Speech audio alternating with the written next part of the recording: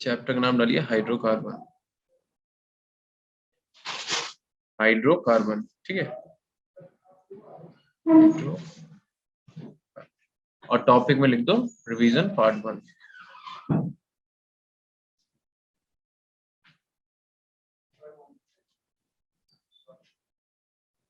चलिए भाई स्टार्ट कर बेटा। Yes sir. तो हाइड्रोकार्बन से पहले तो मुझे बताओ, हम बता चुके हैं आपको वैसे भी कई बार, फिर से एक बार याद दिलाओ मुझे, ऑर्गेनिक कंपाउंड होते क्या हैं? क्योंकि आप हाइड्रोकार्बन्स को बिल्कुल सही, ठीक है। अगर आपसे कभी भी कोई भी पूछ दे कि ऑर्गेनिक कंपाउंड्स क्या होते हैं, तो ध्यान रखना, हमने आपको एक बार पहले बताया था, फिर से एक बार याद दिला देते हैं कि बहुत स्टार्टिंग में जब केमिस्ट्री की शुरुआत ही हो रही थी, तब ऐसा बोला जाता था कि जितने भी नेचुरल कंपाउंड्स होते हैं, ठीक है, जितने भी नेचुरल कंपाउंड्स होते हैं, उन सबको हम लोग क्या बोलते थे कि सबके सब कैसे होते हैं, ऑर्गेनिक होते हैं, ठीक है। ये डेफिनेशन को बिल्कुल सही माना जाता था। ऑर्गेनिक का मतलब नेचुरल, मतलब जितने भी नेचुरल कंपाउंड है सबको क्या बोलते थे, ऑर्गेनिक बोलते थे, बट ऐसा नहीं था, ठीक है। Urea is the first organic compound जिसे लैब में प्रिपेयर कर दिया गया था, ठीक है। ये हमने बात आपको बताई थी कि नहीं? Yes sir. ठीक है। यूरिया क्या है आपका पहला ऐसा ऑर्गेनिक कंपाउंड है, ठीक है। ये ऑर्गेनिक कंपाउंड है, बट इसे बना कहाँ दिया गया था, लैब में। अगर तुम किसी चीज को लैब में बना देते तो फिर आर्टिफिशियल हो गई ना, वो तो मैन मेड हो गई, और नेचुरल कैसे बची, ठीक है। तो ध्यान रखना, ये वाली डेफिनेशन हम लोगों की गलत हो गई थी कि भैया सारे नेचुरल कंपाउंड ऑर्गेनिक नहीं होते, कुछ ऐसे कंपाउंड है जिन्हें लैब में बना सकते हैं, वो भी ऑर्गेनिक है। चलो दूसरी बात ये आती थी कि जितने भी ऐसे कंपाउंड्स हैं जिनके अंदर कार्बन प्रेजेंट है, उन सबको हम लोग ऑर्गेनिक कहने लगे। फिर हमने कहा हटाओ, अगर लैब वाली बात नेचुरल वाली बात सही नहीं है तो ऐसे बोलते हैं कि जितने भी कार्बन कंटेनिंग कंपाउंड्स हैं उन्हें क्या बोलेंगे, ऑर्गेनिक बोलेंगे। बट ये भी डेफिनेशन गलत हो गई थी, क्योंकि कुछ कंपाउंड्स ऐसे आ गए थे, जैसे CN हो गया आपका, SCN हो गया आपका, इन सबके अंदर कार्बन प्रेजेंट था, ठीक है। देखो कार्बन है, बट उसके बाद भी ये बेटा इनऑर्गेनिक कंपाउंड थे, ठीक है। ये ऑर्गेनिक नहीं थे, कैसे थे, इनऑर्गेनिक कंपाउंड थे, ठीक है। तो थर्ड और मोस्ट इंपॉर्टेंट डेफिनेशन वही है जो चैप्टर हम लोग आज पढ़ेंगे, कौन सा, हाइड्रोकार्बन, ठीक है। तो जो आपके हाइड्रोकार्बन होते हैं, हाइड्रोकार्बन और उनके जो डेरिवेटिव्स होते हैं, उनके जो डेरिवेटिव्स होते हैं, उन्हीं को हम लोग क्या बोलते हैं, उन्हीं को हम लोग ऑर्गेनिक कंपाउंड बोलते हैं। तो इन्हीं की हम लोग को एक एक करके स्टडी करनी है। आपको एल्केन, एल्किन, एल्काइन और एरोमेटिक इतना ही पढ़ना है, ज्यादा कुछ पढ़ना नहीं है, ठीक है। तो देखो, एक सेकंड रुकना बेटा, बहुत बेसिक से स्टार्ट करके एकदम से हाई लेवल पे जाएंगे, क्वेश्चन लगाएंगे, ठीक है। देखो, अगर ऑर्गेनिक कंपाउंड की बात करें तो दो टाइप्स हम लोग इनका क्लासिफिकेशन कर सकते हैं। ऑर्गेनिक कंपाउंड को दो टाइप से क्लासिफाई किया जा सकता है, एक तो बेस्ड ऑन स्ट्रक्चर और दूसरा बेस्ड ऑन लिंकेज। लिंकेज का मतलब जो कार्बन और कार्बन के बीच में जो बॉन्ड बना हुआ है, उसके बेसिस पे आप कैसे क्लासिफाई करेंगे, ठीक है। तो देखो, अब अगर बात करें स्ट्रक्चर के बेसिस पे, हाइड्रोकार्बन को दो टाइप से डिवाइड करा जा सकता है, ठीक है। अगर हम यहाँ पे लिख दें हाइड्रोकार्बन, हाइड्रो या व्हाइट से रहने दो क्योंकि कलर आएगा नहीं, नोट्स में चाहिए होते हैं, ठीक है। तो देखो भैया, जो आपके हाइड्रोकार्बन है उन्हें आप दो टाइप से डिवाइड कर सकते हो स्ट्रक्चर के बेसिस पे। कौन कौन से होते हैं बताओ जल्दी से। एक देखो, रिवीजन करने का मतलब तुम साथ में पढ़ते रहो, रिवीजन का मतलब हम लिख रहे हैं तुम देखो। हाइड्रोकार्बन दो टाइप से डिवाइड करे जा सकते हैं, एक ओपन चेन और दूसरे closed chain. Closed chain, open chain में बेटा कौन से आते हैं, ओपन चेन को और किस नाम से जानते हैं, सर लीनियर। लीनियर या फिर एलिफेटिक। इन्हीं को हम लोग क्या बोलते हैं, एलिफेटिक बोलते हैं। एलिफेटिक मतलब क्या होता है, ओपन चेन। इनके अंदर कौन कौन सा आ जाएंगे आपके, आ जाता है एग्जांपल में एल्केन्स, जितने भी टाइप के एल्केन, ठीक है, जितने भी टाइप के एल्केन्स। एल्केन का जनरल फॉर्मूला क्या होता है बेटा, CnH2n+2। +2। अच्छा, एल्केन का ये हो गया। और साइक्लो एल्केन की अगर बात करें, हालांकि साइक्लो एल्केन ओपन चेन में नहीं आएगा, बट फिर भी साइक्लो एल्केन का फॉर्मूला बताओ क्या होता है। चलो ये तो देखो, अब क्लोज चेन जो है दो टाइप के हो जाएंगे, ठीक है। कौन कौन से, एक आपके हो जाएंगे एलिसाइक्लिक, एलिसाइक्लिक, और दूसरे हो जाएंगे आपके aromatic. Alicyclic and aromatic. Alicyclic का मतलब क्या होता है, जो साइक्लिक हो, ठीक है, बट एरोमेटिक ना हो, ठीक। मतलब फॉर एग्जांपल साइक्लोपेंटेन उठा लो, ठीक है, साइक्लोप्रोपेन उठा लो, साइक्लोब्यूटेन उठा लो, ठीक है। तो ये सबके सब साइक्लिक कंपाउंड है, हाइड्रोकार्बन है, बट ये एरोमेटिक नहीं है, ठीक है। अब मेरी बात सुनो, अभी आपके साइक्लो एल्केन ही तो हो गए। अगर आप कायदे से देखो तो इन्हें क्या बोलेंगे, साइक्लो एल्केन। साइक्लो एल्केन जो है इनका जनरल फॉर्मूला क्या होता है बताओ भाई, पता है किसी को? पहला चैप्टर है तुम्हारा ये ऑर्गेनिक का, देखो इनकी जो गर्लफ्रेंड है उसका नाम है CnH2n, बस +2 नहीं होता, ठीक है। जो एल्केन का जनरल फॉर्मूला वो क्या होता है, CnH2n+2, और साइक्लोएल्केन का क्या होता है, सिर्फ CnH2n। वैल्यू पुट करते जाना, अपने मॉलिक्यूल बनाते जाना। अच्छा, फिर आता है एरोमेटिक। अब एरोमेटिक, किसी भी कंपाउंड को एरोमेटिक होने के लिए कुछ क्राइटेरिया फॉलो करना पड़ता है। जैसे फॉर एग्जांपल आपको पता है बेंजीन आपका कैसा है, एरोमेटिक है, ठीक है। नेप्थलीन बना लो, नेप्थलीन क्या है, एरोमेटिक है। एंथ्रासीन है कि नहीं है एरोमेटिक, Yes, sir. फिर एंथ्रासीन, ये नेप्थलीन हो गया। अगर एंथ्रासीन बना दे तो 3 रिंग बना दो, ठीक, ये ले लो। तो बेंजीन, नेप्थलीन, एंथ्रासीन, ये तीनों कैसे हैं, एरोमेटिक। फिनेंथ्रासीन है कि नहीं है, फिनेंथ्रासीन की स्ट्रक्चर पता है किसी को, देखो इधर,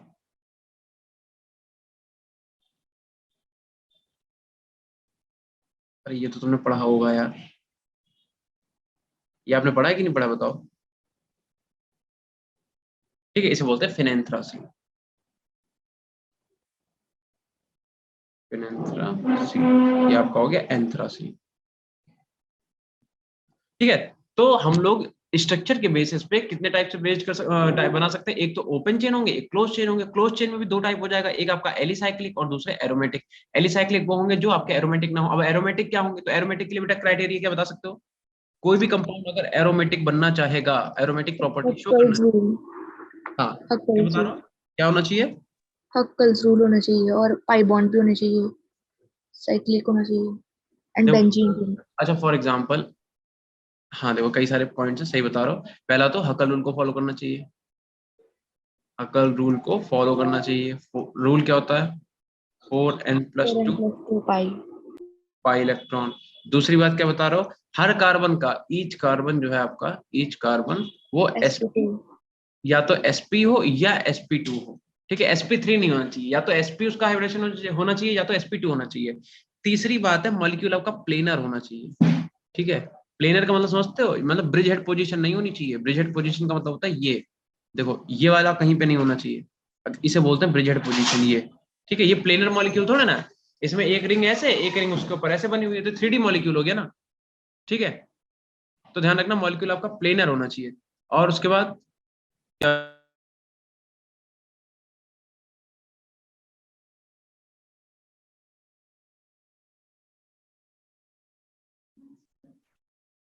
ठीक है।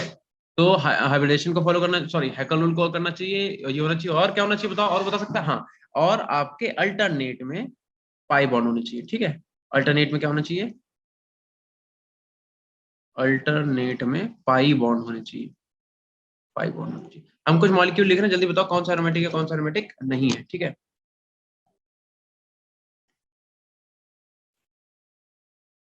कॉपी पेन जल्दी से रफ कॉपी उठाओ, बताते जाओ।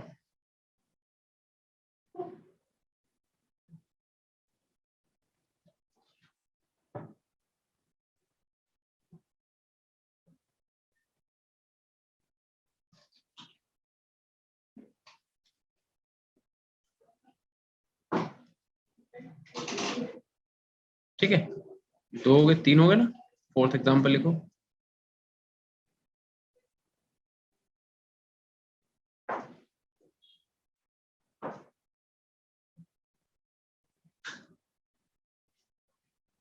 हो सकता है इनमें से कुछ एग्जाम्पल हमने पीछे लिखे हों, पर आपको सारे रूल फॉलो करके दिखाने हैं कि फॉलो कर रहे हैं कि नहीं कर रहे हैं। नहीं कर रहे हैं तो नहीं होगा, ठीक है। उसके बाद लिखो, 5वां लिखो,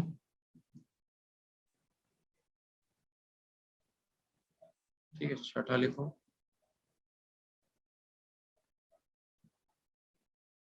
ठीक। और 7th लिखो। चलो एक एक करके बताओ सब लोग, करें स्टार्ट।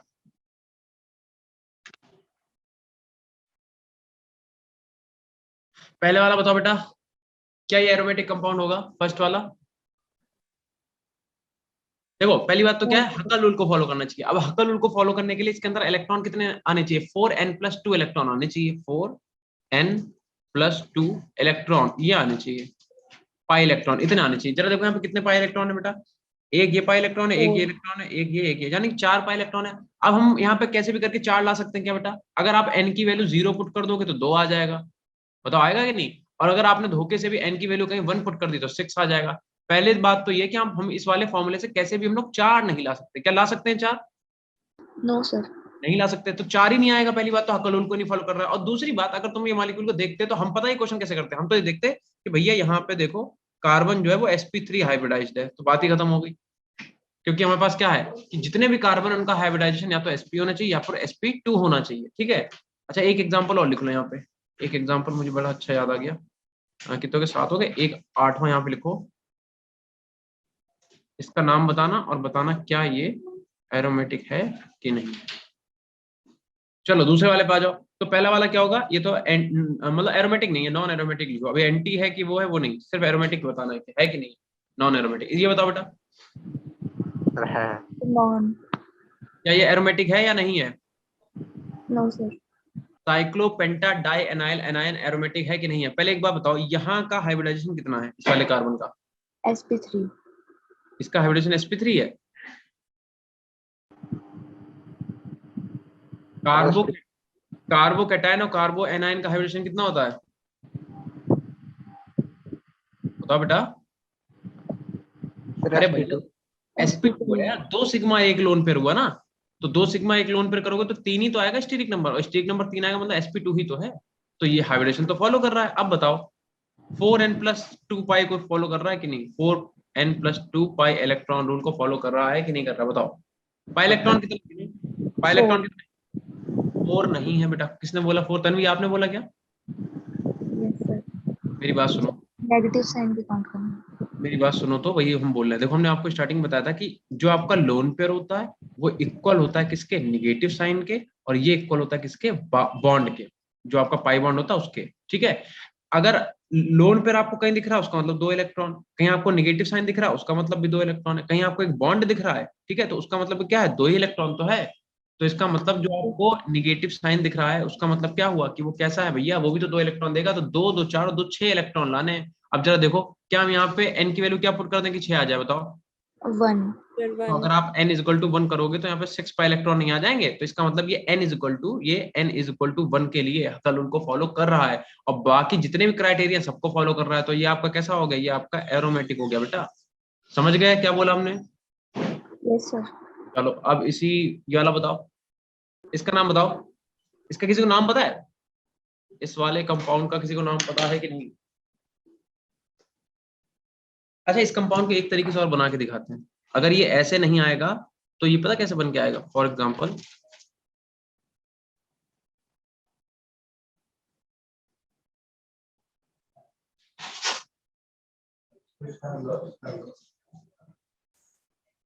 ये या तो इस तरीके से आएगा या तो इस तरीके से आएगा। इसे बोलते हैं 8 एनोलीन। 8 एनोलीन, एनोलीन का मतलब था पाई बॉन्ड। बताओ बेटा, हम तुम्हें एक ट्रिक बताएंगे। नॉन ये क्या है? Non aromatic aromatic. है कि नॉन एरोमेटिक है? तो नॉन एरोमेटिक। जरा देख लेते हैं। 4n+2, ठीक है। पाई इलेक्ट्रॉन बताओ कितने हैं? पहली बात तो एक चीज समझो बेटा, ये सर पाई 8। बॉन्ड ना, पाई बॉन्ड जो है वो यहाँ तक पूरा है। ये मतलब ये पूरा पाई बॉन्ड है यहाँ से यहाँ तक, और ये पूरा पाई बॉन्ड है यहाँ से यहाँ तक। ठीक है। हाँ, अब क्या बता रहे हो बेटा? क्या बोला आपने? 8 इलेक्ट्रॉन्स। 8 पाई इलेक्ट्रॉन है, दिख गया देखो। 1 2 3 4 5 6 7 8। क्या हम लोग n की वैल्यू यहाँ पे कितनी पुट करें? 8 आ सकता है? No sir. ला सकते हैं क्या? No sir. अगर आपने n की वैल्यू 0 पुट की तो कितना आ जाएगा? 2। अगर आपने n की वैल्यू 1 पुट कर दी कितना आ जाएगा? 6। अगर आपने n की वैल्यू 2 पुट कर दी कितना आ जाएगा बेटा? 10 आ जाएगा। तो क्या हम किसी भी तरीके से इसे ला सकते हैं? नहीं ला सकते। मतलब ये कैसा होगा? नॉन एरोमेटिक हो गया। ठीक है, ये आपका कैसा है? Non aromatic. चलो इसके बाद आ जाओ इस वाले पे, फिनेंथ्रासीन। इससे देखो जरा, क्या ये हकल रूल को फॉलो कर रहा है? और कर रहा है तो n इक्वल टू कितने के लिए हकल रूल को फॉलो कर रहा है बताइए? सर n = 3 के लिए। n equal to sorry. 3 के लिए। ठीक है, यस सर। क्योंकि कितने इलेक्ट्रॉन है? 1 2 3 4 5 6 7, यानी कि 14 पाई इलेक्ट्रॉन है। तो अगर आप n की वैल्यू 3 रखोगे तो 4 3 कितना हो जाएगा? 12 और 2 14। बिल्कुल सही। n इज इक्वल टू 3 के लिए क्या कर रहा है? हकल रूल को फॉलो कर रहा है। और इसका मतलब कैसा हो गया? एरोमेटिक कंपाउंड हो गया। बताओ बेटा, ये वाला सर एरोमेटिक। मॉलिक्यूल एरोमेटिक है कि नहीं है? Yes sir. एरोमेटिक है ये। Yes sir. पाई इलेक्ट्रॉन कितने हैं? सर एक 4। 2 डबल बॉन्ड के और एक पाई बॉन्ड का, तो 4 हो गए। तो 4 ला सकते हो क्या आप? इसे 4n+2 को सॉल्व करके 4 ला सकते हो कैसे भी? नो ला के सर। दिखाओ। No sir. फिर एरोमेटिक कैसे हो जाएगा? नॉन अगर एरोमेटिक। हाँ, तन्वी तुम बहुत जल्दी में आंसर देती हो, बहुत सोच समझ के दिया करो बेटा, तुम इसी में गलती करोगे अगर करोगी तो। अच्छी खासी अगर नॉलेज है या फिर थोड़ा सा अगर ब्रेक ले सकते हो तो ब्रेक लेके सोच के आंसर दिया करो, ऐसे जल्दबाजी भी नहीं। देखो इधर, यहाँ पे आप एन के भैया, यहाँ पे कितने चार इलेक्ट्रॉन है, पाई 4 है, तो तुम इसे सॉल्व करके 4 लाना। तुम कैसे भी इसे चार चार ला ही नहीं सकते। एन 0 रखोगे तो 2 आ जाएगा, 1 रखोगे तो 6 आ जाएगा, मतलब ये कैसा हो गया, नॉन एरोमेटिक हो गया भैया। ठीक है चलो, इसका बताओ। सर एरोमेटिक है, अगर n की एरोमेटिक है वैल्यू ये? 0 करेंगे। 6 देखो वाला बेटा, एरोमेटिक है। बिल्कुल सही, क्योंकि इसका हाइब्रिडेशन भी कितना है, sp2, इसका हाइब्रिडेशन भी कितना है, sp2, इसका भी कितना है, sp2। मतलब ये sp या sp2 को फॉलो कर रहे हैं सारे कार्बन, तो पहली क्राइटेरिया तो कंप्लीट हो गई। दूसरी बात, अगर आप 4n+2 की बात करो, तो अगर हम n की वैल्यू 0 रख दें, 0, तो 2 इलेक्ट्रॉन आ जाएंगे कि नहीं बताओ, 1 और 2, तो इसका मतलब क्या है, ये एरोमेटिक है। ठीक, चलो ये वाला एरोमेटिक है, 7th वाला। Yes sir. फिट होगी तन भी, हम बता रहे हैं तुम्हें। सर मैंने नहीं बोला है। अच्छा आपने नहीं बोला, किसने बोला है? ये बेटा एरोमेटिक कैसे हो सकता है, ये देखो यहाँ सर sp3 हाइब्रिडाइज होगा, कैसे तो नहीं होगा। यहाँ पे आपको ये वाला पॉइंट भी तो देखना है बेटा, कि हर कार्बन का हाइब्रिडाइजेशन या तो sp होना चाहिए या sp2 होना चाहिए। बट आपको जो यहाँ पे कार्बन दिख रहा है, इसे ध्यान से देखो, यहाँ पे कोई ना तो चार्ज है, ना ही यहाँ पे कोई मल्टीपल बॉन्ड है। तो ऑब्वियस सी बात है कि इस वाले जो बॉन्ड को आप देख रहे हो, ये जो बॉन्ड है आपका, ये वाला बॉन्ड जो है, ये वाला कार्बन जो है, ये तो sp3 हाइब्रिडाइज हो गया ना। और अगर आपका sp3 है तब थोड़ा ना हो सकता मॉलिक्यूल, ये आपका नॉन एरोमेटिक हुआ। समझ गए? अब इसका बता दो भैया, 8th वाला क्या है ये, एरोमेटिक कि नॉन एरोमेटिक? पहले तो इसका नाम बता दो, ये है क्या, किसी को इसका नाम पता है?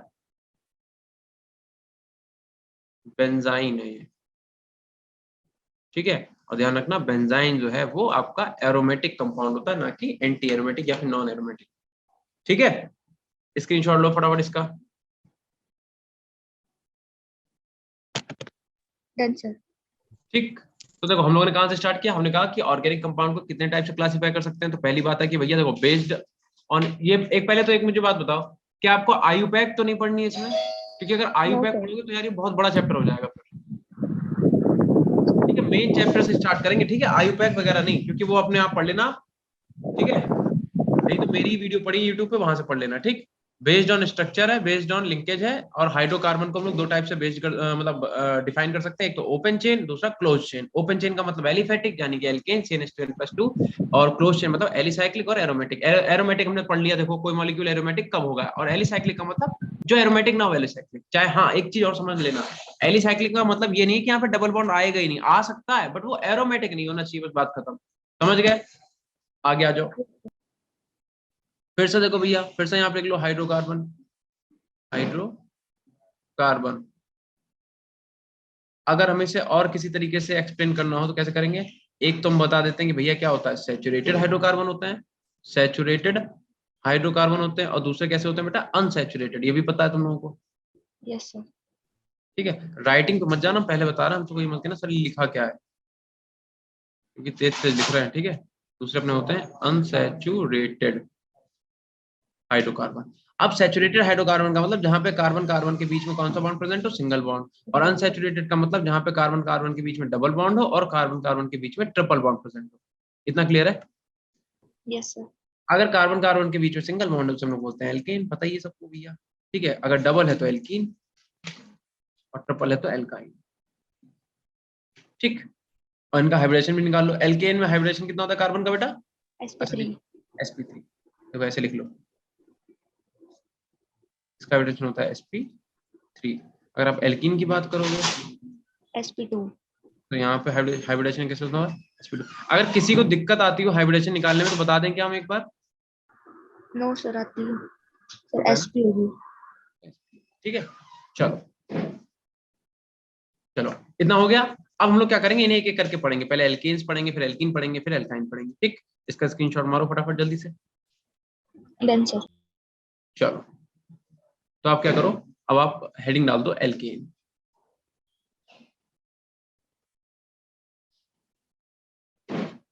एल्केन, ठीक है। एल्केन का मतलब भैया कि अगर हम कार्बन का, हमें पता है कार्बन कैसा टेट्रावैलेंट है, मतलब कार्बन क्या करेगा, 4 बॉन्ड बनाएगा। तो 4 बॉन्ड बना लो कार्बन के, 1 2 3 4। तो हमें पता है कार्बन का हाइब्रिडेशन अल्केन में कितना होता है, sp3 होता है, अभी हम लोग देख चुके हैं। और इसका बेटा जो जनरल फॉर्मूला है, इसकी जो sp3, ठीक है, इसका जो जनरल फॉर्मूला है, जनरल फॉर्मूला GF मतलब गर्लफ्रेंड, इसकी जो है उसका क्या है, CnH2n प्लस। ठीक है, ध्यान रखना, ये तो बात हो रही है किसकी, एल्केन की। और फिर अगर हम बात करें साइक्लो एल्केन की, ठीक है, साइक्लो एल्केन की, तो साइक्लो एल्केन की जो गर्लफ्रेंड है उसका नाम होता है CnH2n, ठीक है, इतना याद रखना। और हाइब्रिडेशन कितना होता है, sp3 होता है। अच्छा, अब तुम लोग पहले बताओ, तुम्हें हाइब्रिडेशन वो आयुपैक पक्का पक्का आता है ना, बिल्कुल एकदम से? तो अगर हम कहीं भी कोई मॉलिक्यूल लिखेंगे तो उसका नाम तो बता ही दोगे ना, यस सर। बता दोगे ना? चलो ठीक है, अच्छा बताओ फिर।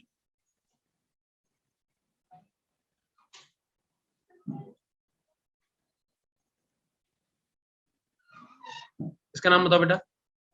और तन्वी जल्दी मत करना, आराम से पहले से कॉपी पे नोट करो, नंबरिंग करो, कायदे से ध्यान से आंसर दो इसका। क्या होगा इसका नाम, तुम्हें तो आता है ना, पर बताओ फिर।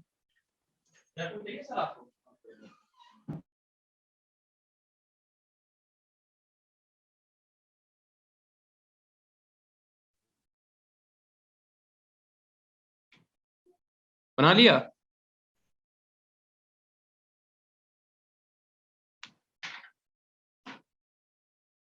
बन गया बेटा?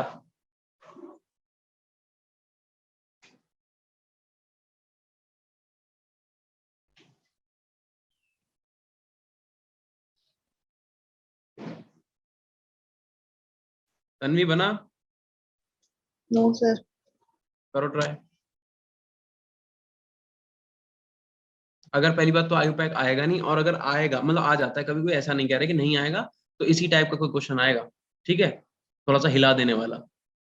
तो नॉर्मल वाले पढ़ के, अगर देखो पढ़ने तो ऑब्वियस सी बात है नॉर्मल वाले पढ़ेंगे, क्योंकि बेस तो वहीं से तुम्हारा, तो एकदम से क्वेश्चन इसके प्रीवियस क्वेश्चन लगा देना, क्योंकि ये इतने आसान आसान है कि तुम्हारा मतलब 4 नंबर बिल्कुल पक्का है, एक कोई क्वेश्चन आ जाएगा इस टाइप से। जैसे फॉर एग्जाम्पल ये आ गया, इसका बता सकते हो क्या, इसका नाम बता सकते हो? इसका बता दो, इसका बता दो।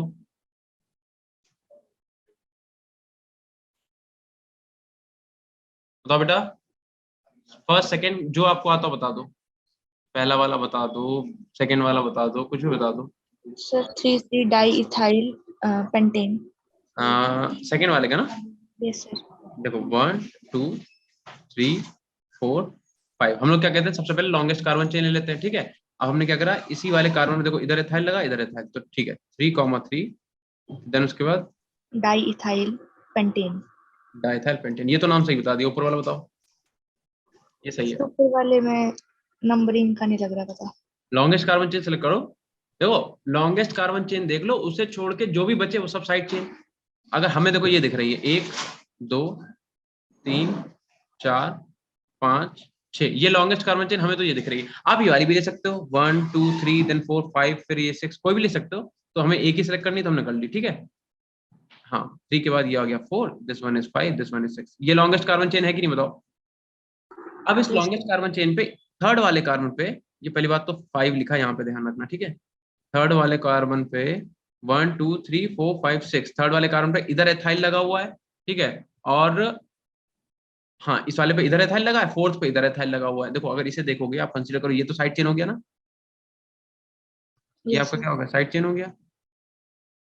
ठीक, यहाँ पे क्या कौन सी साइड चेन हो गई, ये वाली साइड चेन हो गई। ठीक है, अब तीसरे कार्बन पे बेटा 2 साइड चेन है, एक तो ये वाली, एक ये वाली, और एक ये वाली साइड चेन होगी, हुई कि नहीं हुई बताओ। तो 3 साइड चेन है बस। अच्छा इसे बताओ, ये कौन सी साइड चेन है, इसे क्या बोलोगे, इस साइड चेन को आप क्या बोलोगे? Sir cyclopropane.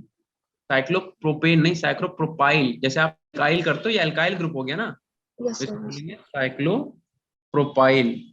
देखो मेरी बात सुनो, अगर कहीं पे CH3 लिखा होता है, कोई जैसे कार्बन की चेन है फॉर एग्जांपल ऐसे करके, अगर कहीं पे CH3 लगा तो उसे आप क्या बोलते हो, एल्काइल बोलते हो, मिथाइल बोलते हो कि नहीं, मिथाइल। या फिर मिथेन बोलते हो, मिथाइल ही तो बोलते हो। तो इसे भी साइक्लोप्रोपाइल एल्काइल ग्रुप है ये, ठीक है, साइड चेन को हमेशा एल्काइल ग्रुप मान के चलना है, तो इसका नाम लिख दो। ठीक है, देखो क्या करेंगे, तो कार्बन चेन कितने की, 1 2 3 4 5 6, ठीक है, तो 6 कार्बन से क्या होता है, हेक्सेन होता है, तो हेक्सेन लिख दो साइड बिल्कुल लास्ट में, कोई दिक्कत नहीं। अब जरा देखो 3 पे क्या लगा हुआ है, एथेन लगा है, 4 पे एथेन लगा है, तो हम लिख सकते हैं कि 3,4 डायथाइल, 3,4 डायथाइल लिख सकते हैं। Yes sir. अच्छा, और उसके बाद 3 पे बेटा क्या लगा हुआ है, प्रोपाइल लगा हुआ है, तो 3 पे हम लोग क्या लिख सकते हैं, 3 साइक्लोप्रोपाइल, ठीक है, 3,4 डायथाइल 3 साइक्लोप्रोपाइल, और उसके बाद कार्बन चेन कितने की, 6 की, तो क्या बोल देंगे इसे, हेक्सेन। ठीक है, मेरी बात सुन के जाना, किसी भी टॉपिक को हल्के में लेने की जरूरत नहीं है कि तुम सोचो अरे ये थोड़े ना आएगा, वो थोड़े ना, वो हल्के वाले कभी नहीं आएंगे। क्यों आएंगे हल्के वाले, सोच के देखो, पेपर क्या तुम काय का पेपर दे रहे हो। ठीक है, तो इस टाइप के आयुपाय आएगी, ध्यान रखना, अगर आएगी हो, ये तुम्हारे प्रीवियस ईयर आए हुए क्वेश्चन है ये, और तुम्हें बताता है ये क्वेश्चन बेटा आईआईटी में भी आ चुका है, नीट में भी आ चुका है। ठीक है, तो ये याद कर लेना वैसे तो। ठीक, इतना करो जल्दी से। समझ में आया बेटा, नाम नाम समझ में यस आया कैसे करा? ठीक है, यस चलो इतना कर लो जल्दी से। हो गया बेटा? Yes sir. अगर इतना हो गया तो इसके बाद हेडिंग डाल दो आप लोग बॉइलिंग पॉइंट। ठीक है, आपकी हेडिंग पड़ेगी boiling point. Boiling point heading डाल दो।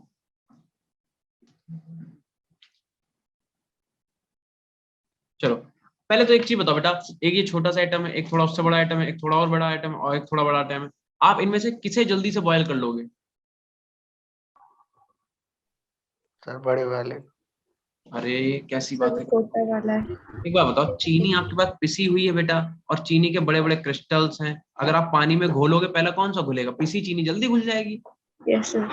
सीधी सी बात है। ठीक है, तो इसका मतलब ये हुआ कि बॉइलिंग पॉइंट जो है जनरली बेटा डिपेंड करता है मॉलिक्यूलर मास पे। तो आप क्या करो, लिखो पहला पॉइंट कि आपका जो बॉइलिंग पॉइंट है, बॉइलिंग पॉइंट वो डायरेक्टली प्रोपोर्शनल है किसके, मॉलिक्यूलर मास के। अगर हमें टाइम मिल गया आज, ठीक है, तो कल ये चैप्टर हम तुम्हें स्लाइड बना के पूरा कल ही खत्म कर देंगे। ठीक है, अगर हमें टाइम आज मिल गया स्लाइड बनाने का तो। और दूसरा पॉइंट इंपॉर्टेंट बेटा ये लिखना कि आपका जो बॉइलिंग पॉइंट है, बॉइलिंग पॉइंट ये इनवर्सली प्रोपोर्शनल होता है किसके, साइड ब्रांचिंग के, सॉरी ब्रांचिंग के। अब इसका मतलब बताओ, इसका मतलब ये हुआ कि अगर कहीं पे फॉर एग्जांपल लीनियर मॉलिक्यूल आपके पास, अब तुम कहोगे सर ऐसा कैसे, देखो हम बताते हैं कैसे। अगर कहीं पे ये लिखा हुआ है for example CH2 CH2 CH2 then CH2 CH3, कितने कार्बन है गिनो जल्दी से, 1 2 3 4 5, 5 कार्बन है। Yes sir. अगर हम इसे ऐसे ना लिख के हम इसका आइसोमर बना दें, फॉर एग्जांपल हम ऐसे लिख दें CH3 CH, एक CH3 यहाँ पे लगा दें। ठीक है, कितने हो गए, 3 हो गए, चौथा ये हो गया, पांचवा ये हो गया। तो तुमसे पूछा जाएगा बताओ भैया पहले वाले मॉलिक्यूल और दूसरे वाले मॉलिक्यूल में बॉइलिंग पॉइंट किसका ज्यादा होगा, बता सकते हो क्या? सर दोनों में फर्स्ट वाला। 5 कार्बन, दोनों में 1 2 3 4 5, 5 फर्स्ट कार्बन दोनों वाला। में। क्योंकि हमने तो पढ़ा कि मॉलिक्यूलर मास, तो मॉलिक्यूलर मास तो ऑलमोस्ट दोनों का इक्वली होगा, क्योंकि 5 कार्बन इसमें 5 कार्बन इसमें, जितने हाइड्रोजन उसमें उतना हाइड्रोजन इसमें। तो मॉलिक्यूलर मास से तो तुम डिसाइड नहीं कर सकते हो, तुम डिसाइड किससे करोगे, ब्रांचिंग से। क्यों ऐसा होता है पता, ब्रांचिंग जब आप करते हो तो मॉलिक्यूल जो स्फेयर की फॉर्म में जनरली मतलब पास पास आ जाते हैं मॉलिक्यूल, तो स्फेयर की फॉर्म में आ जाता है, और जब एक शेप ले लेता है तो आप आसानी से बॉयल कर पाते हो। यानी मतलब ये आपके सामने एक लंबी सी चेन पड़ी हुई है, और एक ये चेन जो है इसमें क्या है, ये आपका ऐसे यहाँ पे स्फेयर टाइप का बन गया, तो आप इसे क्या करोगे, जल्दी बॉयल कर पाओगे, बस ये होता है। ठीक है, तो ब्रांचिंग में क्या होता है कि एटम, कार्बन के एटम जब पास पास आ जाते हैं तो मॉलिक्यूल पास में आके क्या करता है, स्फीयर बना लेता है, उसे आप जल्दी क्या कर सकते हो, बॉयल कर सकते हो। तो ध्यान रखना, अगर हम बॉइलिंग पॉइंट की बात करें, boiling point between first and second, तो फर्स्ट वाले का ज्यादा होगा सेकंड वाले से, जिसमें ब्रांचिंग ज्यादा होंगी उसका बॉइलिंग पॉइंट कम होगा, ध्यान रखना। ठीक है, समझ में आया? Yes sir. चलो अब आ जाओ रिएक्शंस पे। ठीक है, तो अगर इतना हो गया है, छोटी छोटी चीजें अगर एक दो छूटे भी तो वो तुम अपने आप कोशिश करना, ट्राई करना कि पढ़ लो। ठीक है, हम जो तुम्हें मेन है उसे करा रहे हैं। ठीक है, तो सबसे पहले कंबशन रिएक्शन।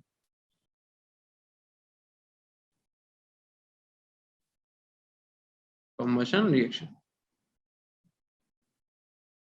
ठीक है। अब बताओ, कभी आपने किसी भी हाइड्रोकार्बन को कंबशन अगर कराया है तो आपको पता है उसमें दो चीजें निकलेंगी, एक तो आपका कार्बन डाइऑक्साइड निकलेगा और एक वाटर निकलेगा। कैसे भैया, देखो अगर आपने बेटा CH4 मॉलिक्यूल को कंबशन कराया, कंबशन मतलब हीटिंग विद ऑक्सीजन, O2 के साथ आपने क्या करा, इसे हीट करा दिया।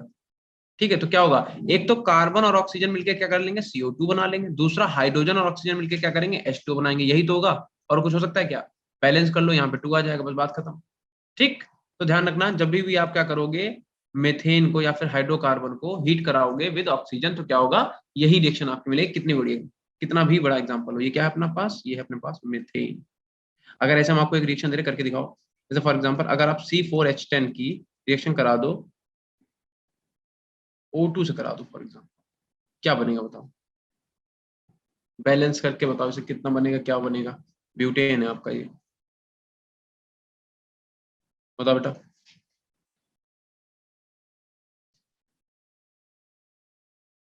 अच्छा मैंने यहाँ पे गलत लिख दिया, एक सेकंड रुकना। हीट बेटा आपको देनी नहीं पड़ेगी, हीट तो निकलती है, ठीक। जब भी आप ध्यान रखना, कभी भी अगर आप हाइड्रोकार्बन की रिएक्शन कराते हो O2 से, तो क्या कर मिलता है आपको, एक तो आपको CO2 मिलता है, प्लस आपको H2O मिलता है, प्लस लार्ज अमाउंट में हीट मिलती है, ठीक है, हीट मिलती है, ये ध्यान रखना।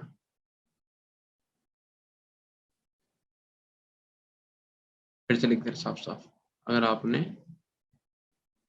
लिखो, तुम लोग रिएक्शन लिखो नीचे वाली, हाइड्रोकार्बन की रिएक्शन करा दी O2 से, इसमें क्या होगा, इसमें आपको एक तो क्या मिलेगा, CO2 मिलेगा, प्लस आपको H2O मिलेगा, प्लस आपको लार्ज अमाउंट में क्या मिल जाएगी, हीट मिल जाएगी। ये लिख लेना, ठीक है, ये कॉन्सेप्ट है। कभी भी अगर आप हाइड्रोकार्बन को बर्न कराओगे बेटा, ठीक है, ऑक्सीजन का, तो ये यही दोनों चीजें निकलेंगी और लार्ज अमाउंट में हीट निकलेगी। बताओ बेटा, आप बता दो क्या बनेगा। अरे अब तो लिख भी दिया, अब बताओ। सर CO2 CO2 बनेगा, प्लस आपका H2O बनेगा, प्लस आपकी हीट निकलेगी। अब इसे बैलेंस करने का काम तुम्हारा है, heat and trial method use करो, इसे बैलेंस करो, ठीक। तो यही रहेगा फिनोमेना, ठीक है। चलो अब क्या करो, हेलोजिनेशन करा लेते हैं। तुम्हें पहले तो एक बात बताते हैं, हेलोजिनेशन का जो प्रोसेस है, हेलोजिनेशन से पहले एक प्रोसेस तुम्हें बताते हैं। कभी आपको पता है कि न्यूक्लियर बॉम्ब जब फटता है, कभी कहते नहीं परमाणु बम जब फट जाता है, तो उसका रेडिएशन इतने टाइम तक क्यों मतलब ऐसे रहता है, पता है किसी को। कहते हैं कि जैसे कि कहाँ पे डाल देता है, जापान के उसमें नागासाकी और हिरोशिमा पे अमेरिका ने डाला था, तो कहता है अभी वहां पे अभी भी मतलब ऐसे करके बहुत ज्यादा रेडिएशन है। तो ऐसा क्यों होता है रेडिएशन वहां पे, पता है किसी को। देखो सर आप रेडियो क्या, एक्टिविटी। हाँ वो तो बात है ही। पता क्या होता है, जब भी आप जैसे 1H1 को तोड़ देते हो, इसे हीट तोड़ देते हो, तो क्या कहता है, पहले होता है 2He4 में कन्वर्ट होता है, ठीक है। अब जरूरी ना आप 1H1 के न्यूक्लियस को ही तोड़ो, आप कुछ यूरेनियम तोड़ सकते हो, कुछ भी तोड़ सकते हो, ठीक है, इसे तोड़ा हमने। अब होता क्या है इसमें बेटा, आपके न्यूट्रॉन जो होते हैं वो भी निकलते हैं। तो जब न्यूट्रॉन निकलेगा तो न्यूट्रॉन क्या करेगा, एक न्यूट्रॉन क्या करता है, ऐसे चेन बना देता है 3 न्यूट्रॉन की, ठीक है। फिर ये वाला न्यूट्रॉन करता है, फिर से 3 न्यूट्रॉन की चेन बनाता है, ये न्यूट्रॉन का, और इसमें रेडिएशन तो होता ही बहुत तगड़ा वाला।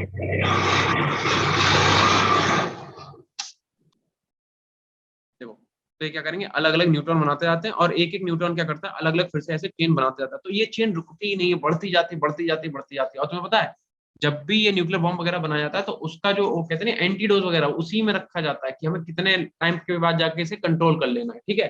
तो हेलोजिनेशन में भी भैया कुछ ऐसा ही होता है। देखो अगर आप सेकेंड रिएक्शन पढ़ोगे, हेलोजिनेशन, हेलोजिनेशन इन एल्कीन, तो आपने पढ़ रखा होगा कि अगर आपने बेटा CH4 का हेलोजिनेशन करा दिया, ठीक है, हेलोजिनेशन का मतलब reaction with halogen in the presence of sunlight, ठीक है। तो सनलाइट के प्रेजेंस में हेलोजिनेशन बेटा बहुत तेजी में होता है, ठीक है। अब होता क्या है, ये रिएक्शन रुकती नहीं, होती जाती कैसे।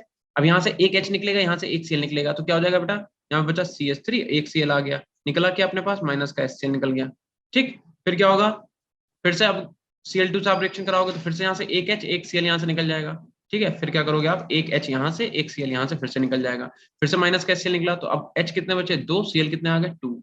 फिर से क्या होगा, फिर से Cl2 ये रिएक्शन कर जाएगा, क्योंकि सनलाइट के प्रेजेंस में हेलोजिनेशन बहुत फास्ट होता है, ठीक है। फिर यहाँ से एक H निकलेगा यहाँ से, और एक Cl यहाँ से फिर से निकल जाएगा, तो क्या हो जाएगा, माइनस का Cl फिर से निकल जाएगा, तो क्या बन जाएगा अपने पास, CHCl3, ठीक है। उसके बाद क्या करोगे आप, फिर से जब Cl2 सिलेक्शन कराओगे, अगेन वही प्रोसेस होगा यहाँ पे कि एक H यहाँ से एक Cl यहाँ से, माइनस का क्या निकल जाएगा, HCl निकल जाएगा, तो क्या बन जाएगा, CCl4, ठीक है। अब मेरी बात सुनो बेटा, इसी को हम लोग क्लोरोफॉर्म बोलते हैं, अगर आपको याद हो। क्लोरोफॉर्म, कौन सी रिएक्शन में क्लोरोफॉर्म को यूज करते हैं इंटरमीडिएट की तरह, बताओ।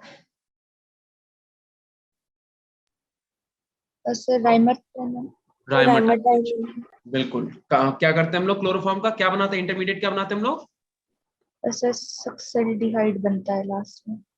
सैलिसाइल्डिहाइड तो बनता है, बट इंटरमीडिएट क्वेश्चन पूछा गया, जो हमने आपसे बोला है सेम यही क्वेश्चन आपके एग्जाम में पूछा गया है कि आपका जो राइमर टाइमर रिएक्शन है उसमें इंटरमीडिएट क्या बनता है, कार्बिन बनता है, डाइक्लोरोकार्बिन, अगर याद हो, यस सर। CCl2, यही तो बनता है, ठीक है। तो रिएक्शन मैकेनिज्म बहुत इंपॉर्टेंट है, रिएक्शन याद करना और उनके रिएजेंट भी।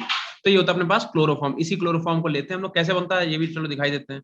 तो होता क्या है, ये अच्छा हटाओ, या अच्छा देख ही लो यार, नहीं कहोगे क्या ये सर ने बीच में रोक दिया। देखो 3 Cl ऐसे जुड़े होते हैं, ये हम तुम्हें राइमेटा में समझा रहे हैं, और इसमें एक H होता है। और क्योंकि हम लोग राइमेटा में कराते हैं in the presence of base, तो वहां पे OH नेगेटिव भी होता है, तो OH नेगेटिव क्या करता है, इस H2 को लेके वाटर मॉलिक्यूल निकाल देता है।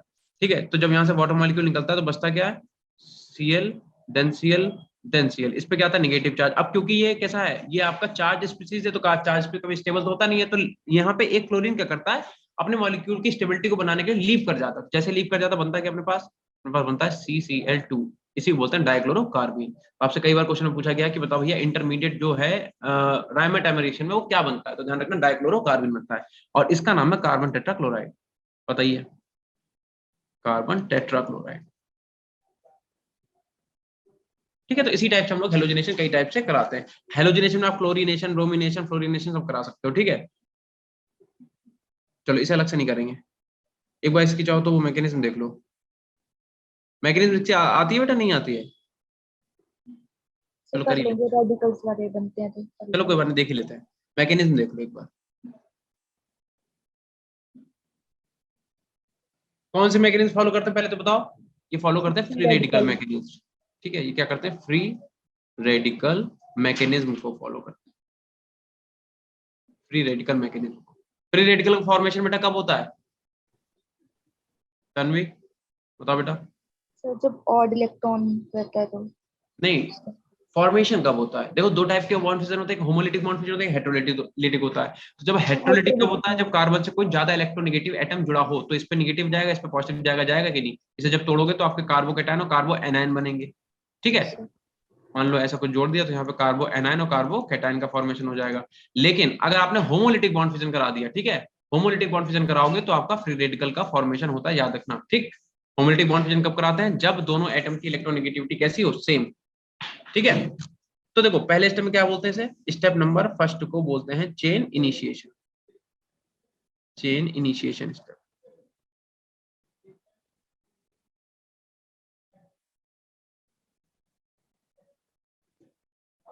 चेन इनिशिएशन, अब चेन इनिशिएशन में होता क्या, जैसे फॉर एग्जांपल आपका जो क्लोरीन का मॉलिक्यूल है, क्योंकि हम लोग हेलोजनेशन देख रहे हैं, क्लोरीनेशन तो उसी को देख लो। हेलोजन का मॉलिक्यूल तो होता क्या है, अब आपको पता है हेलोजन के मॉलिक्यूल के पास 2 इलेक्ट्रॉन, एक यहाँ पे एक इलेक्ट्रॉन ये, तो ये एक इसके फेवर में टूट जाएगा, एक इसके फेवर में टूट जाएगा, in the presence of H new. ठीक, होमोलिटिक ध्यान रखना कौन सा होता है, होमोलिसिस होती है, होमोलिसिस यानी कि होमोलिटिक बॉन्ड फिजन होता है यहाँ पे, होमोलिटिक बॉन्ड फिजन। तो यहाँ पे क्या होता है, एक आपका क्लोरीन फ्री रेडिकल ये हो गया, एक क्लोरीन फ्री रेडिकल ये हो गया, दूसरा क्लोरीन फ्री रेडिकल ये वाला हो गया। ठीक है, फिर बात करते हैं स्टेप नंबर 2 की। स्टेप नंबर 2 की, स्टेप 2 में क्या था, चेन प्रोपेगेशन।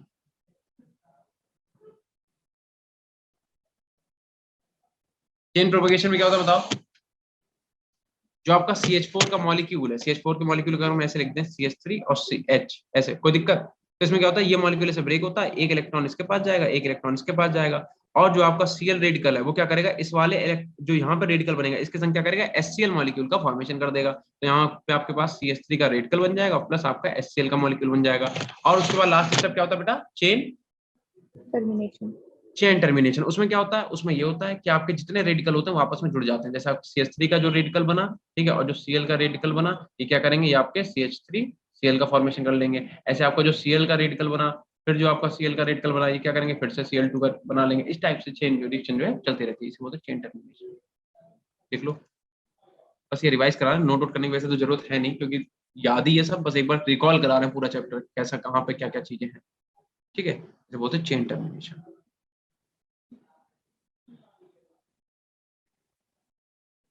चेन टर्मिनेशन ये आपका हो गया स्टेप नंबर 3। ठीक है, इतना करिए जल्दी से नोट। Done sir. ठीक है, फिर उसके बाद करते हैं आइसोमराइजेशन। क्या आप लोगों को ऐसे आइसोमराइजेशन बेटा आता है कि नहीं आता है? देखो, पूरा आइसोमराइजेशन तो बेटा हम नहीं पढ़ा पाएंगे आपको, लेकिन हम आपको ट्रिक बता सकते हैं। इसे याद करने की ट्रिक है, सी, देखो अभी जो आपका नीट एग्जाम होने लगा, पहले CPMT का एग्जाम होता था, याद है किसी को? Yes sir. CPMT में फेल, ऐसे याद कर लो, CPMT में फेल। फर्स्ट भी हो सकता है, बट फर्स्ट आने वाले भी तो हालात है नहीं तुम लोगों के, इसे याद करो, CPMT में फेल। सी का मतलब बताओ, चेन आइसोमेरिज्म। पी का मतलब पोजीशन आइसोमेरिज्म, एम का मतलब बताओ भाई, मेटामेरिज्म, टी का मतलब टॉटोमेरिज्म,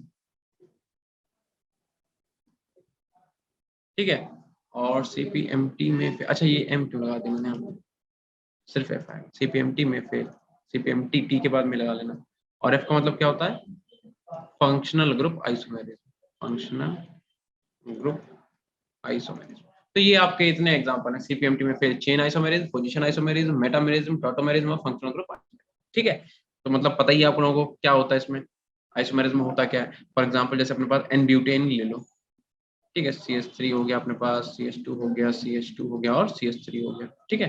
अगर आपने क्या करा, इसकी AlCl3 से और आपने HCl से रिएक्शन करा दी, HCl से,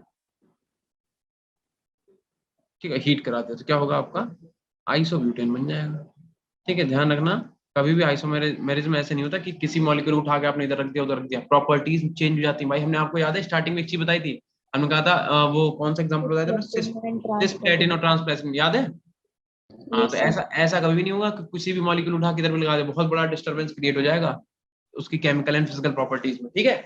तो ये सब जो है पूरा गाइडेंस के साथ जो है सही अमाउंट में कैटलिस्ट वगैरह का यूज करके तब करा जाता है, ठीक है। तो ये सब हटाओ। चलो अब बात करते हैं बॉन्ड के क्लीवेज की, ठीक है। इतना अगर हो गया तो बताओ, डन सर। इतना सुनने आ गया सबको। एक यस बार सर। इसे देख लो, हेलोजिनेशन में अगर कहीं पे कोई दिक्कत आ रहा हो पूछो। इसमें देख लो, कंबशन में, कंबशन का ध्यान रखना, ये वाला बस इतना याद रखना, ठीक है, इतना याद रखना बस, ठीक। कि अगर आपका हाइड्रोकार्बन को आप O2 के साथ रिएक्शन कराओगे तो आपका CO2 H2 और लार्ज अमाउंट में हीट निकलेगी। बेटा एक सेकंड रुकना जरा।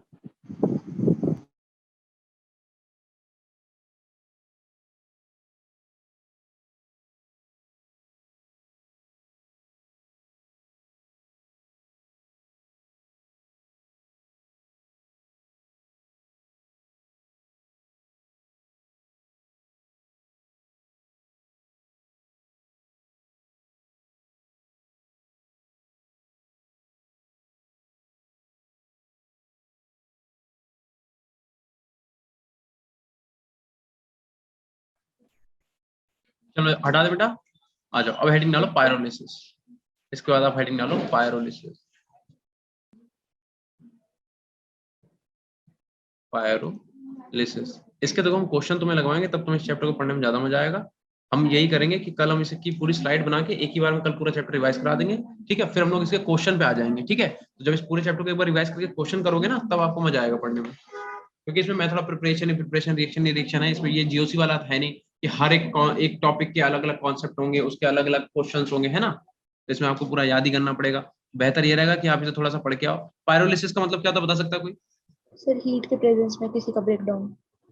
एग्जैक्ट, ठीक है। आपके जो लार्ज मॉलिक्यूल हैं उन्हें क्या करो आप, हीट दो, थर्मल डिकम्पोजिशन कराओ, उनका तोड़ दो, ठीक है। दो चीजें तोड़ सकते हो, एक क्या कर सकते हो आप, कार्बन कार्बन के बॉन्ड को ब्रेक कर सकते हो, और दूसरा आप कार्बन और हाइड्रोजन के बॉन्ड को ब्रेक कर सकते हो। ध्यान रखना, अगर दोनों का आप बॉन्ड फिजन कराओगे तो कैसा होगा, होमोलिटिक ही होगा, क्योंकि कार्बन और हाइड्रोजन के बीच में वैसे तो इलेक्ट्रोनेगेटिव का डिफरेंस होता है, लेकिन बहुत ही माइन्यूट सा होता है, ठीक है। तो दोनों की इलेक्ट्रोनेगेटिविटी अप्रॉक्स कैसी होती है, सेम ही होती है, ठीक है। तो अगर आप पायरोलिसिस कराओगे तो दो टाइप की आपकी पायरोलिसिस होगी, ठीक है, दो टाइप की आपकी पायरोलिसिस होगी, ठीक है। एक आपकी क्या हो जाएगी, डी हाइड्रोजनेशन, एक तो लिख लो डी हाइड्रोजनेशन। डी हाइड्रोजनेशन का मतलब क्या होता है बेटा? सर हाइड्रोजन का एडिशन। एग्जैक्ट, ध्यान रखना, डी हाइड्रोजनेशन का मतलब रिमूवल ऑफ हाइड्रोजन, ठीक है। वाटर ना समझ लेना, रिमूवल ऑफ H2, ठीक है। बाकी क्रैकिंग, क्रैकिंग मतलब आप क्या करो, CH एंड CC बॉन्ड को ब्रेक करना बस अपने को, ठीक है। चलो करे बेटा एग्जांपल। देखो, अगर अपने पास एक मॉलिक्यूल है CH3 CH2 एंड CH3, तो अगर भैया हम इसे हीट कर दें, ठीक है, तो अब आपको बताना है क्या बनेगा, ठीक है। बताओ, अगर हम कह रहे हैं कि एक बार आपको क्या कराना है, इसका डीहाइड्रोजिनेशन कराना है, डीहाइड्रोजिनेशन कराना है, और दूसरा आपको क्या कराना है, इसकी क्रैकिंग करानी है, क्रैकिंग, तो बता सकते हो क्या कि डिहाइड्रोजनेशन कराएंगे तो क्या प्रोडक्ट बनेगा, क्रैकिंग कराएंगे तो क्या प्रोडक्ट बनेगा, बताओ बताओ बेटा। सर डबल बॉन्ड आ जाएगा क्योंकि हाइड्रोजन रिमूव हो जाएगी। डिहाइड्रोजनेशन कराओगे तो कौन सी प्रोपीन बनेगी? देखो यहाँ पे तो सिमेट्रिक मतलब कुछ वैसा बनेगा ही नहीं, या तो अनसिमेट्रिकली बनेगी, चाहे कैसे कर लो। ध्यान रखना अगर कभी भी ऐसा हो जाए कि सिमेट्रिकल एल्कीन बननी हो या अनसिमेट्रिकल बननी हो, जैसे 4 कार्बन होता है अगर फॉर एग्जांपल, जैसे अगर यहाँ पे 4 कार्बन होते हैं, मान लो CH2 CH2 CH2 और CH3, तो यहाँ से 2 एल्कीन बन सकती थी। एक तो बेटा आपकी वाली बन सकती थी कि आपका CH3 CH double bond CH और यहाँ पे CH3, एक तो ये एल्कीन बन सकती थी। और दूसरा कौन सी बनती? दूसरी बनती CH2 double bond CH single bond CH2 then CH3। तो अब ये ध्यान रखना है कि इन दोनों में से कौन सी एल्कीन का फॉर्मेशन होगा, बता सकता है क्या कोई? कौन सी एल्कीन बनेगी अगर आपका सिमेट्रिकल और एनसिमेट्रिकल का दोनों ऑप्शन हो? यहाँ पे तो सिर्फ अनसिमेट्रिकल 3 कार्बन, तो अनसिमेट्रिकली बनेगी, सिमेट्रिकल तो बन नहीं सकती।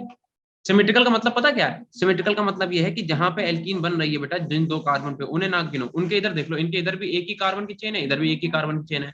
अनसिमेट्रिकल का मतलब जहां पे आपकी एल्कीन बन रही है उसके इधर कितने, 2 कार्बन की चेन, इधर कुछ है, कुछ नहीं है, 0 है, तो इसे बोलते हैं अनसिमेट्रिकल, ऊपर वाले को बोलते हैं सिमेट्रिकल। बताओ बेटा कौन सी बनेगी, पहली वाली की दूसरी वाली?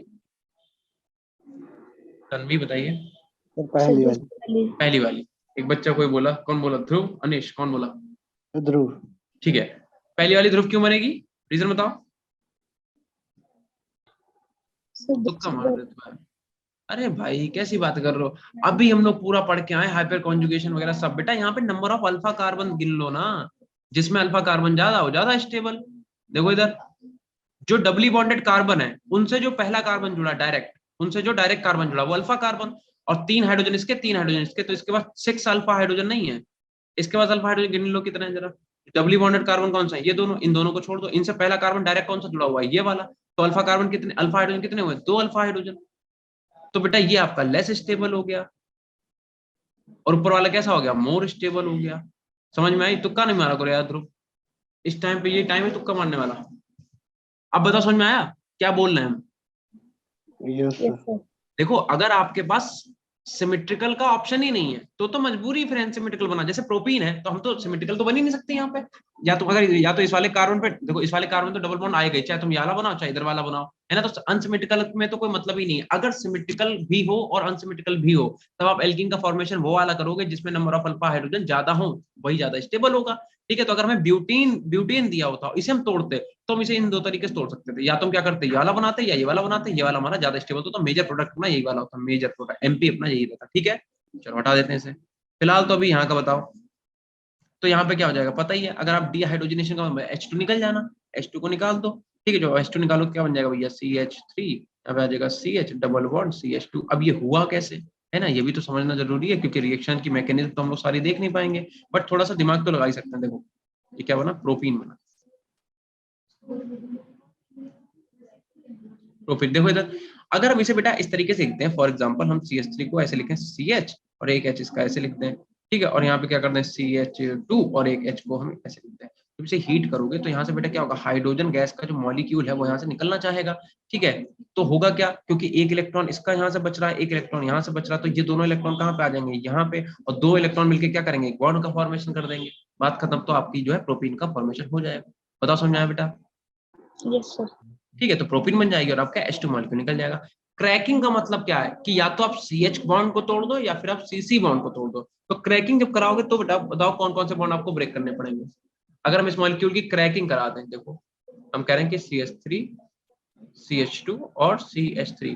और ध्यान रखना बेटा ये क्रैकिंग सिर्फ हीट देने से नहीं होता, यहाँ पे प्रॉपर कैटलिस्ट वगैरह का यूज करना पड़ता है। ऐसे तुम तोड़ थोड़े दोगे मॉलिक्यूल को, कुछ होते हैं जो बर्न हो जाते हैं बट कुछ सारे नहीं बर्न होते हैं, ध्यान रखना। तो अगर हम इसकी क्रैकिंग कराएंगे तो देखो क्या होगा, CH2 CH3 है। ठीक है, तो इसे थोड़ा सही करके लिखो। तो हम क्या करेंगे भैया, एक तो हम क्या करेंगे H का बॉन्ड तोड़ेंगे, ठीक है, और दूसरा हम क्या करेंगे CC का बॉन्ड तोड़ेंगे। ठीक है, तो यहाँ पे CH2 कर दो, यहाँ पे H कर दो।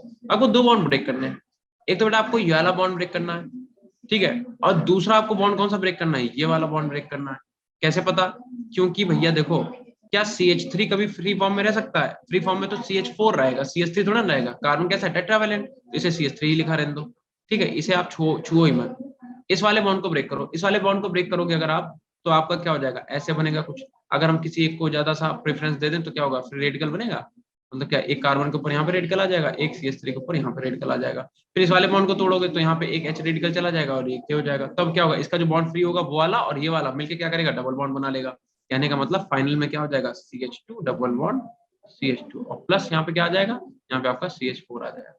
ठीक है, तो ध्यान रखना जब क्रैकिंग कराओगे तो क्या बनेगा अपने पास, एक अपने पास बन जाएगी एथीन प्लस आपका बन जाएगा CH4 यानी कि मीथेन।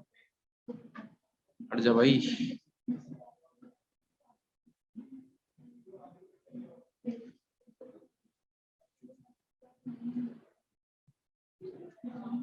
ये आपका बन जाएगा क्या, एथीन बन जाएगा, ये आपका मीथेन बन जाएगा। ठीक है, तो ध्यान रखना बेटा, कभी भी अगर आप क्रैकिंग कराओगे तो या तो CH बॉन्ड ब्रेक होगा या फिर CC बॉन्ड ब्रेक होगा। अगर आप डिहाइड्रोजनेशन कराओगे तो आपका एल्कीन का फॉर्मेशन होगा और क्रैकिंग में भी एथीन बनेगा बट मॉलिक्यूल ब्रेक हो जाएगा। ठीक है, समझ में आया बेटा? Yes sir. पायरोलिसिस क्लियर है? अब मेरी बात सुनो, इस चैप्टर को आप बहुत ज्यादा लंबा नहीं खींचेंगे, हम इस चैप्टर की स्लाइड बना लेंगे टाइम निकाल के, और कल हम लोग क्या करेंगे, पूरे चैप्टर को एक स्लाइड में विद क्वेश्चन निपटाएंगे। ठीक है, और परसों वाला जो लेक्चर होगा उसमें सिर्फ हाइड्रोकार्बन के क्वेश्चन प्रैक्टिस कर लेंगे, बस आपका पूरा चैप्टर रिवाइज हो जाएगा। ठीक है, 3 लेक्चर, मतलब आज हो गया, कल और परसों, 2 दिन में खत्म कर दूंगा मैं। ठीक है, यस इसके बाद आप लोग चैप्टर पता कौन सा पढ़ लो, एक हेलो एल्केन हेलो एरीन का रिवीजन कर लो और एक कर लो कार्बोनिल वाले का, बस। उसके बाद चाहे तो मत भी करो। कार्बोनिल वाले का बहुत जरूरी है क्योंकि उससे क्वेश्चन बेटा बहुत आते हैं। ठीक है, ध्यान रखना, हाइड्रोकार्बन से भी बहुत क्वेश्चन आते हैं। ठीक है, तो आज के लिए इतने ही रखते हैं, बाकी हम आपसे कल मिलेंगे। कल हम इसकी पूरी स्लाइड बना के एक ही बार पूरा चैप्टर रिवाइज करा देंगे। ठीक है बेटा? Yes sir. अब मेरी बात सुनो, महक हो गई और क्या कहते हैं तन्वी हो गए, बाकी जितने बच्चे पढ़ रहे हैं, ध्रुव 14 बच्चे हैं, ऑब्वियसली बात है, तो सारे पढ़ने वाले रुके हैं। ठीक है, तो आप लोग एक काम करना, हाइड्रोकार्बन जितना अपने आप से पढ़ सकते हो पढ़ के आना, तो आपको रिवीजन में चीजें समझ में आएंगी। आप खुद से, हम बोलेंगे बताओ बताओ बेटा इसका डिहाइड्रोजन क्या बनेगा, आप खुद ही बता दो, प्रोपीन बनेगा। हम कहेंगे कौन सा सिमेट्रिकल क्या अनसिमेट्रिकल, तो ये सब चीजें तुम्हें पता होंगी अगर थोड़ा सा तुम पढ़ लोगे, रिवीजन तुम्हारा अच्छा हो जाएगा। ठीक है, यस सर। चलो तो कल थोड़ा बहुत पढ़ के आना, बाकी कल इस चैप्टर को फिनिश करके परसों इसके क्वेश्चन कर लेंगे, देन उसके बाद हम लोग वो वाला चालू कर लेंगे, हेलो एल्केन हेलो एरीन। ठीक है बेटा? Yes sir. चलो ठीक है, thank you sir. Bye bye. Thank you sir. Okay बेटा, बाय।